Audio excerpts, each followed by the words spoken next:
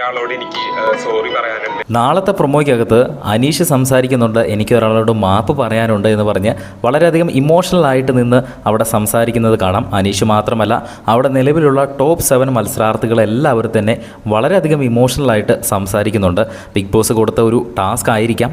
ആദ്യം തന്നെ അനീഷാണ് വന്നു നിന്ന് സംസാരിക്കുന്നത്.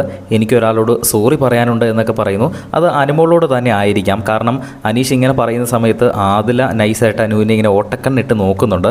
അപ്പോൾ അനുമോളോടായിരിക്കാം. അന്ന് പ്രപ്പോസ് ചെയ്ത സമയത്ത് അനുമോള് ചെറുതായിട്ട് അൺകംഫർട്ടബിൾ ആയിരുന്നല്ലോ. അപ്പോൾ അതിനെപ്പറ്റി സംസാരിച്ച് സോറി പറയുന്നതായിരിക്കാം. പിന്നീട് അനുമോള് വന്ന് സംസാരിക്കുന്നത് കേൾക്കാം. എനിക്ക് ആവശ്യമുള്ള സമയത്ത് എനിക്ക് രണ്ടുപേരും മെൻ്റൽ സപ്പോർട്ട് നല്ലപോലെ തന്നിട്ടുണ്ട്. അത് ആദിലേനെ നൂറിനെ പറ്റി ആയിരിക്കാം പറഞ്ഞത്. പിന്നീട് അക്ബർ വന്നിട്ട് ഞാനാണ് ഇവിടെ റിയൽ ഒറ്റപ്പെടൽ അനുഭവിച്ചത്, എനിക്ക് ആരോടും സംസാരിക്കാൻ പോലും പറ്റാത്തൊരു അവസ്ഥ ഉണ്ടായിട്ടുണ്ട് എന്നിങ്ങനെയൊക്കെ പറഞ്ഞ് സൗണ്ട് ഇടറുമ്പോൾ തന്നെ ശരത്തും ആര്യനും ഓടി ചെന്ന് അക്ബറിനെ കെട്ടിപ്പിടിക്കുന്നു. പിന്നീട് ആദില കരയുന്നത് കാണിച്ചിട്ടുണ്ട്. അതുപോലെ തന്നെ നെവിനും കണ്ണ് നിറഞ്ഞ് സംസാരിക്കുന്നുണ്ട്. ദേ accepted the way I am എന്നൊക്കെ പറഞ്ഞ് വളരെയധികം ഇമോഷണൽ ആകുന്നുണ്ട്. അപ്പോൾ ടോപ്പ് 7 മത്സരാർത്ഥികൾക്ക് എന്തോ ഒരു ടാസ്ക് കൊടുത്തതാണ്. നാളെ ഇത് നമുക്ക് ലൈവായിട്ട് കാണാം. ഗ്രാൻഡ് ഫിനാലെ വോട്ടിങ്ങിൽ നിങ്ങൾ ആർക്കാണ് വോട്ട് ചെയ്തതെന്ന് താഴെ ഒന്ന് കമൻറ്റ് ചെയ്യുക. കൂടുതൽ അപ്ഡേറ്റുകളുമായി വീണ്ടും വരാം.